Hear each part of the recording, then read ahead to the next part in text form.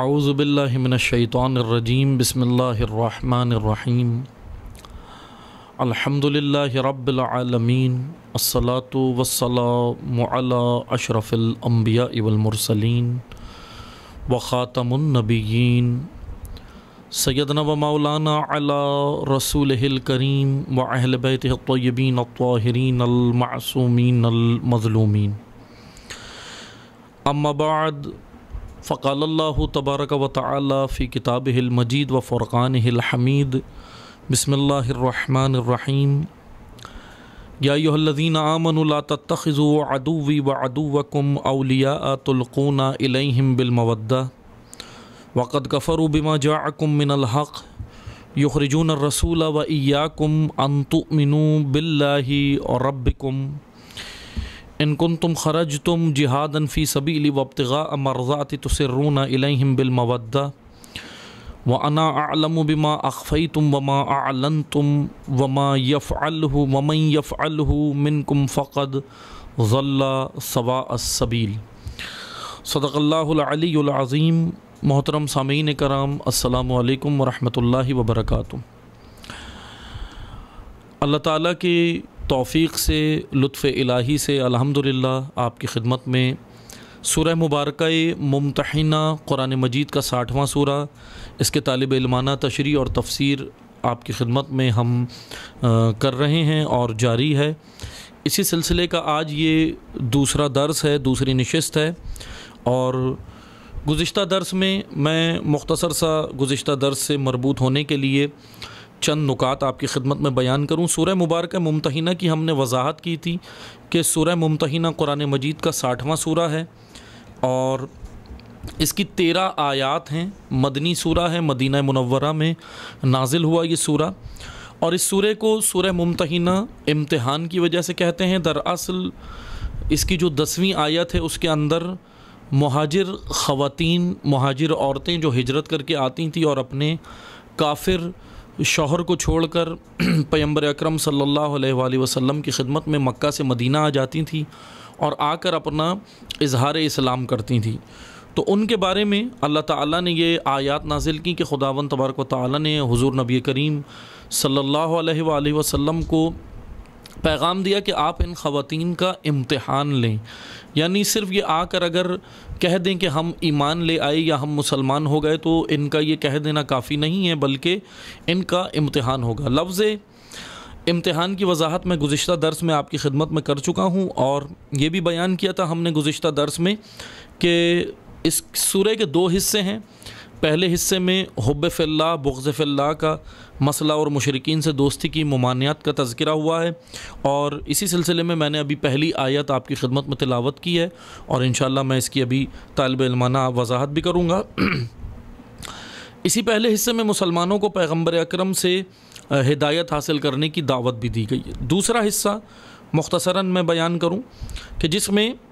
مہاجر خواتین، مہاجر عورتیں جو آ جاتی تھیں اپنے شوہروں کو چھوڑ کر، ان کا امتحان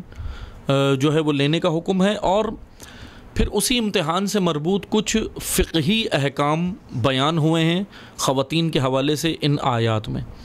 بہرحال انشاءاللہ آگے چل کے ہم ان تمام آیات کی اللہ تعالیٰ نے توفیق دی تو ان کی تشریح اور تفسیر آپ کی خدمت میں طالب علمانہ بیان کریں گے۔ آج ہم پہلی آیت کے اوپر ہیں، اور پہلی آیت ہم نے تلاوت فرمائی ہے، اور اس کی میں پہلے مختصر سا ترجمہ جو اس کا ٹرانسلیٹ ہے پہلے میں وہ آپ کو بیان کروں، پھر اس کے بعد انشاءاللہ ہم اس کی تشریح کے اوپر آئیں گے کہ یہ آیات کس حوالے سے نازل ہوئی ہیں اور اس میں خداوند تبارک و تعالیٰ نے ہمیں کیا پیغام دیا ہے۔ سورہ ممتحنہ کی پہلی آیت، یا ایھا الذین آمنوا، سورہ یہاں سے شروع ہو رہا ہے کہ اے ایمان والو، لا تتخذوا عدوی وعدوکم، کہ اپنے اور میرے دشمن کو خدا کہہ رہا ہے مومنین سے کہ اے مومنین، اے ایمان والو، اپنے اور میرے دشمن کو اولیاء تلقون الیہم بالمودہ، ان کو اپنا اولیاء، ولی مت بناؤ، ان سے دوستیاں مت کرو، ان کو اپنا حاکم نہ بناؤ، ان کو اپنا سرپرست نہ بناؤ، دشمنان خدا کو، دشمنان مومنین کو، دشمنان رسول اللہ کو اپنا سرپرست نہ بناؤ، ان کو دوست بھی نہ بناؤ۔ تلقون الیہم بالمودہ، اور جو تم ان کے ساتھ محبت کے چھپ کر جو بھی ان کے ساتھ مراسم رکھ رہے ہو یا پتنگیں باندھ رہے ہو بالمودہ، ان کے ساتھ جو کچھ چھپ کر تم کر رہے ہو، وَقَدْ كَفَرُوا بِمَا جَاءَكُم مِّنَ الْحَقِّ، حالانکہ انہوں نے کفر اختیار کیا ہے حق آنے کے بعد. ان کافروں نے کفر اختیار کیا ہوا ہے حق کے بعد، حق دیکھنے کے بعد، حق کی وضاحت کے بعد، حق کی تشریح کے بعد، حق کے ابلاغ کے بعد انہوں نے کفر کیا ہوا ہے. یخرجون الرسول، یعنی پہلے اللہ تعالیٰ نے اس پیراگراف میں یا اس حصے میں یہ بیان کیا کہ اے ایمان والو، اے مومنین، اپنے اور میرے دشمن کو ولی نہ بناؤ، سرپرست نہ بناؤ، دوستی نہ کرو، کیونکہ انہوں نے، اور جو تم چھپ کر رہے ہو یعنی اس کا مطلب کچھ ہو رہا تھا. کچھ بعض لوگ ایسے تھے جو ایمان تو لے آئے تھے، مسلمان تو ہو گئے تھے، پیغمبر اکرم پر ایمان لائے تھے، اللہ اور روز آخرت اور کتاب خدا پر ایمان تو لائے تھے، لیکن چھپ کر شاید کافروں کے ساتھ بھی رابطے رکھے ہوئے تھے، روابط تھے، ان کے مراسم تھے ان کے کفار کے ساتھ. جبھی یہ آیہ کریمہ یہ کہہ رہی ہے کہ تم جو چھپ کر پتنگے باندھ رہے ہو ان کے ساتھ محبت کے،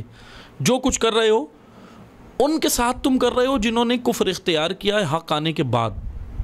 اب آگے خداوند تبارک و تعالیٰ کا فرمان ہے یخرجون الرسول، خدا مومنین کو یہ یاد دلا رہا ہے کہ دیکھو تم جن کے ساتھ محبت کے پتنگے باندھ رہے ہو انہوں نے تمہارے اور پیغمبر اکرم کے ساتھ کیا ہے.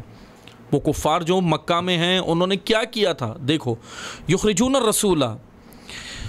ان کا عالم یہ ہے کہ وہ گھروں سے نکلنے پر مجبور کرتے ہیں. یخرجون الرسول، پیغمبر کو گھر سے نکلنے پر انہوں نے مجبور کر دیا. وَإِيَّاكُمْ أَن تُؤْمِنُوا بِاللَّهِ رَبِّكُمْ، اور تمہیں پیغمبر اور تمہیں اس جرم میں انہوں نے اپنے گھر چھڑوا دیے، تم لوگوں سے تمہارے گھر چھڑوا دیا ان کفار نے جن کے ساتھ تم محبت کے پتنگے باندھ رہے ہو. اللہ تعالیٰ کا فرمان ہے انہوں نے تم سے اور رسول سے چھڑوا دیا ہے. کیا چھڑوا دیا؟ گھر چھڑوا دیے تم لوگوں سے. اور یعنی یہ آیت اصل میں بیان کر رہی ہے کہ تم نے جو ہجرت کی ہے، حضور نے جو ہجرت کی تھی اور ان کے ساتھ جو تم آئے تھے مہاجر بن کر مکہ سے مدینہ، خدا کہہ رہا ہے کہ یہ جو ہجرت ہوئی یہ کس وجہ سے ہوئی؟ کیونکہ انہوں نے گھیرا اتنا تنگ کر دیا تھا، حالات ایسے پیدا کر دیے تھے، دشمنی میں وہ ایسا اتار آئے تھے کہ حضور کی جان کے دشمن ہو گئے تھے اور مومنین کی جان کے دشمن ہو گئے تھے. جو اللہ پر ایمان لائے تھے ان کے دشمن بن گئے تھے. اللہ تعالیٰ مومنین کو یہی یاد دلا رہا ہے کہ دیکھو وہ تمہاری جان کے دشمن تھے، انہوں نے تمہیں گھر سے نکلنے پر مجبور کر دیا تھا. کس جرم میں؟ ان تؤمنوا باللہ ربکم، صرف ایک ہی جرم تھا تمہارا، اور وہ یہ تھا کہ تم اللہ پر ایمان رکھتے ہو، خدا پر ایمان کی وجہ سے. اس جرم میں انہوں نے تمہیں تمہارے گھر چھڑوا دیے، لیکن تم انہی سے چھپ کر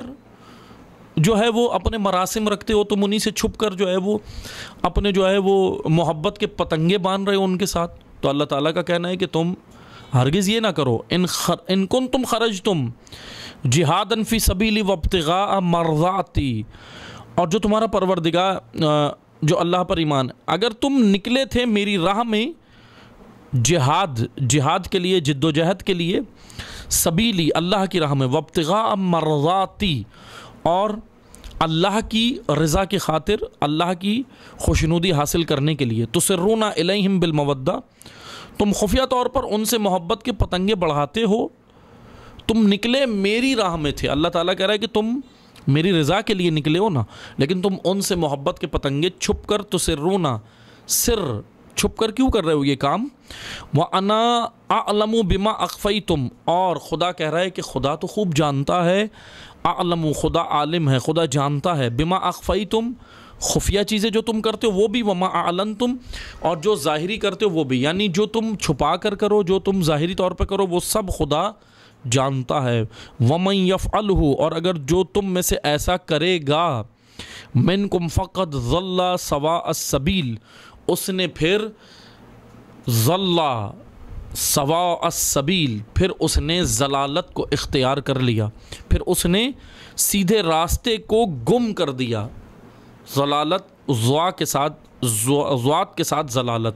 میں انشاءاللہ اس کی وضاحت کروں گا کہ کون سی ضلالت ہے، لیکن ہم شروع سے آتے ہیں. یہ تھا مختصر سا ترجمہ اس پہلی آیت کا.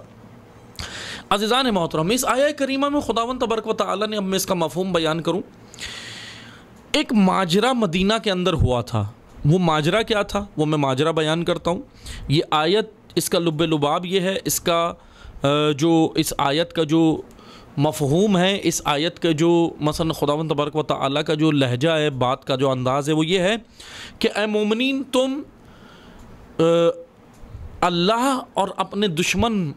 کو پہچانو، اللہ کے دشمن کو اور اپنے دشمن کو پہچانو، کیونکہ تم ان کے ساتھ جو کفار کے ساتھ جو پتنگے بنا رہے ہو، ان کے ساتھ جو محبت کے پتنگے بنا رہے ہو، دوستیاں رکھ رہے ہو، مراسم رکھ رہے ہو، یہ جائز نہیں ہے کسی طرح، کیونکہ یہ وہی لوگ ہیں جنہوں نے کفر اختیار کیا حق آنے کے بعد، اور یہ وہی لوگ ہیں جنہوں نے تمہیں اور تمہارے رسول کو اور تمہیں مومنین کو اللہ پر ایمان رکھنے کے جرم میں مکہ چھوڑنے پہ مجبور کر دیا، تمہارے لیے گھیرا تنگ کر دیا، تمہیں شب ابی طالب میں پناہ لینی پڑی تھی، تاریخ کہتی ہے. اب خدا ان کو وہی یاد دلا رہا ہے کہ تم یہ جو سب کرتے ہو، کیا سمجھتے ہو کہ کیا خدا جانتا نہیں ہے؟ تم جو چھپ کر کرو گے اور جو تم واضح طور پر کرو گے ظاہری طور پہ، اس سب سے خدا آگاہ ہے، وہ سب خدا جانتا ہے. ماجرا اس طرح ہے، میں مختصر صاحب کی خدمت میں بیان کروں. یہ آیات جب نازل ہوئی مدینہ میں، حضور نبی کریم صلی اللہ علیہ وآلہ وسلم مدینہ میں یہ آیات نازل ہوئیں، اس طرح نازل ہوئیں کہ یہ آیات دراصل مفسرین کے بقول یہ آیات حاطب بن ابی بلتعہ کے بارے میں نازل ہوئی ہیں. لیکن حاطب بن ابی بلتعہ یہ کہہ لیں کہ ان آیات کا مثلاً ان آیات کا موضوع ہے حاطب بن ابی بلتعہ یہ شخصیت، لیکن خداوند تبارک و تعالیٰ نے یہ پیغام تمام امت اسلامیہ کو دیا ہے. اس وقت حضور نبی کریم کے دور سے لے کر آج تک 1443 ہجری میں ہم رہ رہے ہیں، آج تک کی تمام امت اسلامیہ کے لیے بہت واضح پیغام اللہ کی جانب سے یہ ہے. لیکن ماجرا کیا ہے، پہلے میں حاطب بن ابی بلتعہ کے بارے میں بیان کر دوں آپ کی خدمت میں. حاطب بن ابی بلتعہ یہ ایک شخصیت ہیں، صحابی رسول ہیں، یہ مدینہ کے اندر تھے، اور پیغمبر اکرم صلی اللہ علیہ وآلہ وسلم کی بارگاہ میں ماجرا یہ ہوا کہ حضور نبی کریم مدینہ میں بیٹھے ہوئے تھے، مسجد نبوی میں تھے، اور ماجرا اس طرح ہوا کہ ایک سارا نامی عورت، دراصل یہ گانے والی عورت تھی، یہ گانے گاتی تھی مکہ کے اندر، اور مثلاً گانے بجانے والی عورت تھی، گانے گاتی تھی، گلوکارہ تھی جیسے آج سنگر ہوتی ہیں. تو یہ مکہ کے اندر تھی اور مکہ کے مردوں کو یہ گانے گا کے خوش کرتی تھی، اس طرح کی عورت تھی. بہرحال یہ سارا نام اس کا ملتا ہے تاریخ میں ہمیں. یہ آئی مدینہ کے اندر، ماجرا جو ہوا وہ کچھ اس طرح ہوا کہ یہ عورت آئی مدینہ کے اندر اور آ کر پیغمبر اکرم کی بارگاہ میں حاضر ہوئی، اور آ کر اس نے پیغمبر اکرم سے مدد کی درخواست کی. مکہ سے آئی یہ مدینہ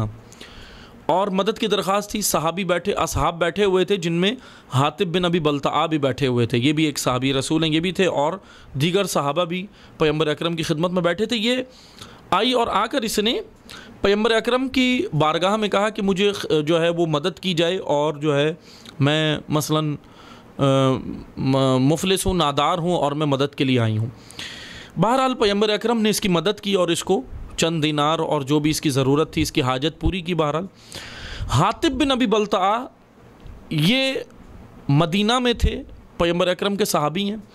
لیکن حاطب بن ابی بلتعہ کے جو گھر والے تھے وہ مکہ میں تھے، یعنی یہ ہجرت کر کے حضور کے ساتھ آئے تھے، لیکن ان کے گھر والے مکہ میں رہ گئے تھے، وہ مکہ میں تھے. اب حاطب بن ابی بلتعہ کو گھر والوں کی یاد، گھر والوں کے بارے میں جو ہے وہ پریشانی بھی تھی اور ان کے بارے میں پریشان بھی رہتے تھے. تو حاطب نے سوچا کہ میں اس عورت کے ذریعے سے جو ہے وہ اپنے گھر والوں کی خبرگیری بھی کروں، اور کیونکہ ایک اور مسئلہ تھا میں یہاں بیان کرتا چلوں.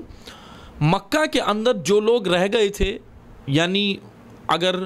کسی کے گھر والے نے ہجرت کی تھی پیغمبر اکرم کے ساتھ، مثلا اگر فرض کریں ایک گھرانہ تھا اور اس کے ایک فرد ایمان لایا تھا اور اس نے پیغمبر اکرم کے ساتھ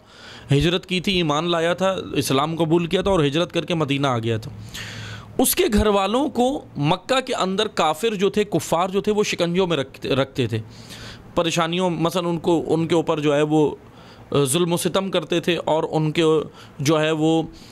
سوشل بائیکاٹ کرتے تھے، اگر میں اور آسان زبان میں کہوں، یعنی ان کا راشن، ان کا نان نقفہ جتنا بھی تھا حکومت کی طرف سے یا اس وقت کا جو قبائلی سسٹم تھا اس کی جانب سے، اس کو بند کر دیتے تھے اور اذیتوں میں رکھتے تھے، شکنجوں میں، اس جرم میں رکھتے تھے کہ تمہارے گھر والے نے حضور پر ایمان وہ کیسے لایا، اس نے کیسے ہجرت کی اور مثلا یہی جرم تھا اللہ پر ایمان۔ بہرحال حاطب کے ساتھ بھی کچھ اسی طرح کا مسئلہ درپیش تھا۔ حاطب تو مدینہ میں تھے، لیکن حاطب کے جو گھر والے تھے وہ مکہ میں تھے اور مکہ میں کفار کے شکنجوں میں تھے۔ حاطب نے سوچا کہ یہ سارا نامی عورت آئی ہے تو میں اسی کے ذریعے سے جو ہے وہ اپنا جو کام ان کو کروانا تھا، حاطب نے کہا کہ میں وہ کر لیتا ہوں۔ حاطب نے کیا یہ کہ حاطب نے سوچا کہ کفار کو تھوڑی سی میں انفارمیشن دے دیتا ہوں، معلومات، مثلا کون سی معلومات؟ پیغمبر اکرم کے لشکر کی معلومات دے دیتا ہوں۔ ایک اور میں چیز بیان کرتا چلوں، پیغمبر اکرم فتح مکہ کے لیے تیاری کر رہے تھے ان دنوں، جن دنوں یہ عورت آئی ہے، اور عین ممکن ہے کہ یہ عورت مخبر ہو، خبر لینے آئی ہو، لیکن پیغمبر اکرم نے جتنا یہ آئی تھی اس کی مدد کی، اور اس کو جتنا اس نے مدد کی درخواست کی پیغمبر اکرم نے کی، اور پھر یہ جانے لگی تو حاطب بیٹھے ہوئے تھے، حاطب نے دیکھ لیا۔ حاطب نے سوچا، کیونکہ حاطب ظاہر سی بات ہے کہ جب شعور نہ ہو، بصیرت نہ ہو تو پھر اس طرح کے واقعات ہوتے ہیں۔ حاطب نے سوچا کہ میں کیوں نہ اپنے گھر والوں کی جو ہے وہ گھر والوں کے لیے کفار سے تھوڑی سی جو ہے وہ ریلیف لے لوں، تھوڑی سی میں آسانیاں پیدا کروا لوں۔ اور وہ ریلیف یہ تھی کہ حاطب نے اس عورت کو 10 دینار دیے اور ایک یمنی کپڑا دیا۔ ایک یمنی کپڑا تھا حاطب کے پاس، وہ دیا کہ یہ میرے گھر والوں کو دے دینا۔ 10 دینار دیے اس عورت کو، سارا نامی عورت کو، اور ایک خط لکھ کر کفار کے نام، کفار مکہ کے نام ایک خط حاطب نے لکھ دیا۔ اس خط کے اندر انفارمیشن یہ تھی، اس خط کے اندر معلومات یہ تھی کہ پیغمبر اکرم تیاری کر رہے ہیں اور فتح مکہ کی تیاری کر رہے ہیں اور تمہاری جانب آ رہے ہیں۔ یہ خبر حاطب نے کفار کو دے دی۔ بہرحال لیکن یہ یاد رکھیں، یہ حاطب نے اپنی سادگی میں یہ کام کیا تھا۔ حاطب منافق نہیں تھے، حاطب ایسا نہیں تھا کہ کفار کے ساتھ کوئی مثلا منافقت کی ہو، ظاہری طور پہ ایمان ظاہر کیا ہو لیکن وہ ایمان نہ لائے ہوں، بلکہ حاطب دل سے ایمان بھی لائے تھے، اور ظاہری طور پہ انہوں نے مثلا حضور نبی کریم کے ساتھ تھے اور ہجرت کی تھی، سارے شکنجے انہوں نے جھیلے تھے، ساری پریشانیاں جھیلنی تھی حاطب نے، یہ سارا ان کا کردار تھا بہرحال حاطب بن ابی بلتاغ۔ لیکن بہرحال اپنے گھر والوں کے لیے صرف تھوڑی سی ریلیف کے لیے کہ میرے گھر والوں کے اوپر جو جتنا بھی ان کا سوشل بائیکاٹ ہوا ہے، جتنا ان کو شکنجوں میں رکھا ہوا ہے، جتنا ان کے اوپر پریشانیاں ہیں، بس میں تھوڑا سا یہ کام کروں کہ یہ خبر دوں گا تو کفار جو ہے وہ میرے گھر والوں کے اوپر تھوڑا سا نرمی کریں گے اور نرم برتاؤ کریں گے۔ بہرحال حاطب نے اپنے طور پر یہ سوچا اور حاطب نے وہ خط لکھ کر جو ہے وہ روانہ کر دیا۔ یہاں یہ خط لے کر یہ عورت نکلی ہے، سارا نامی عورت، اور اللہ کی جانب سے پیغمبر اکرم کو خبر دے دی گئی،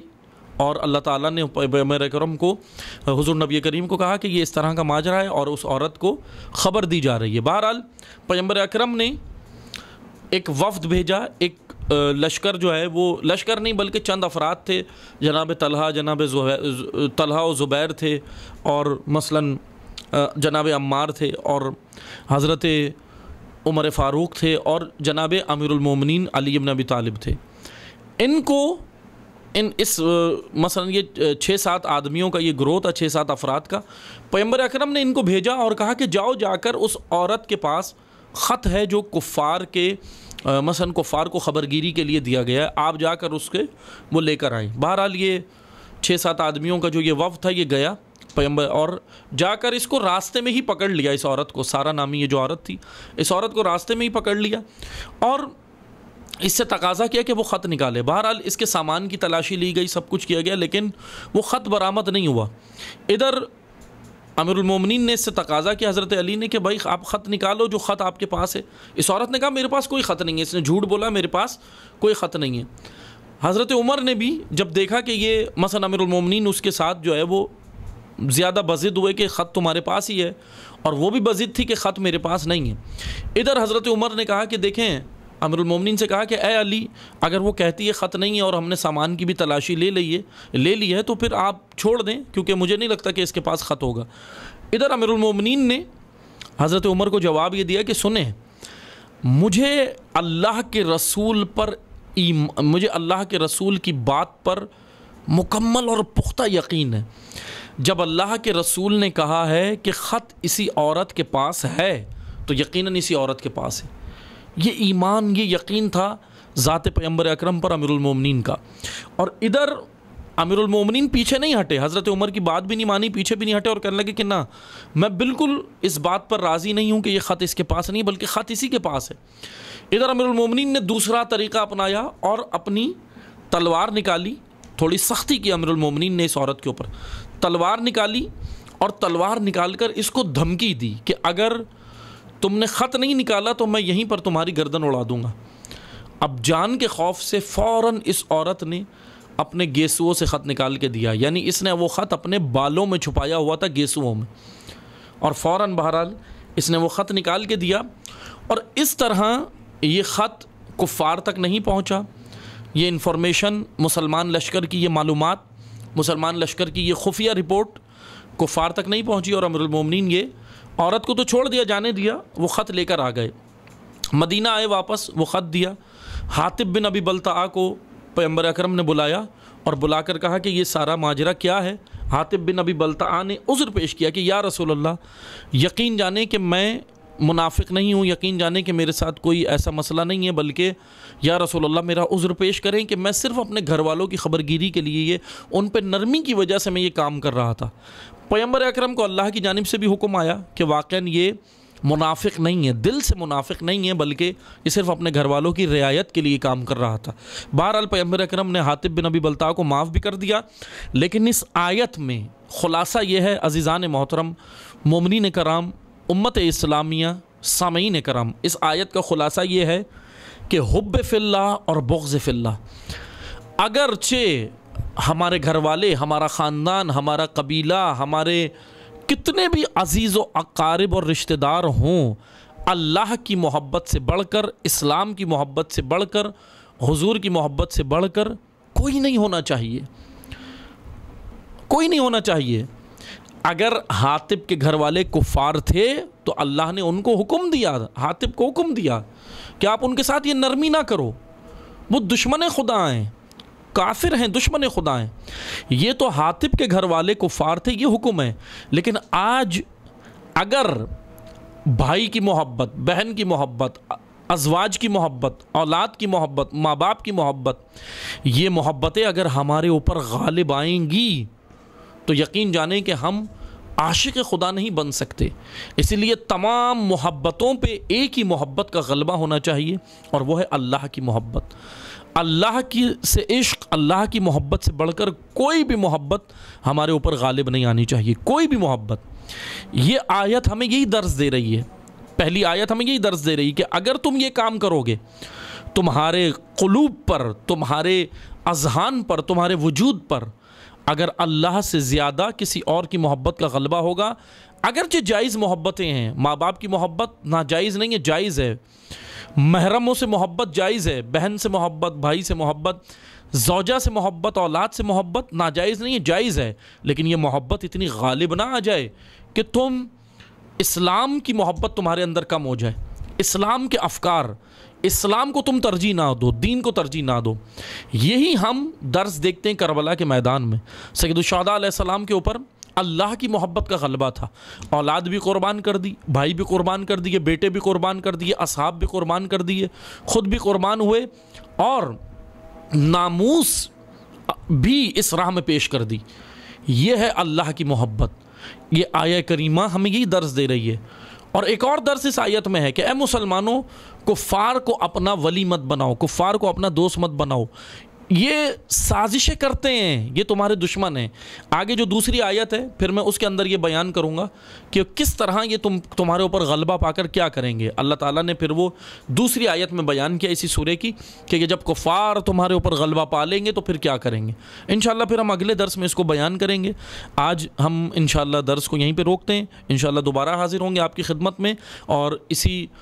سورے کے جو ہے وہ آگے کی آیات کی تشریح کریں گے انشاءاللہ، اللہ تعالیٰ نے اگر توفیق دی۔ جب تک کے لیے اجازت چاہتے ہیں، والسلام علیکم ورحمۃ اللہ وبرکاتہ۔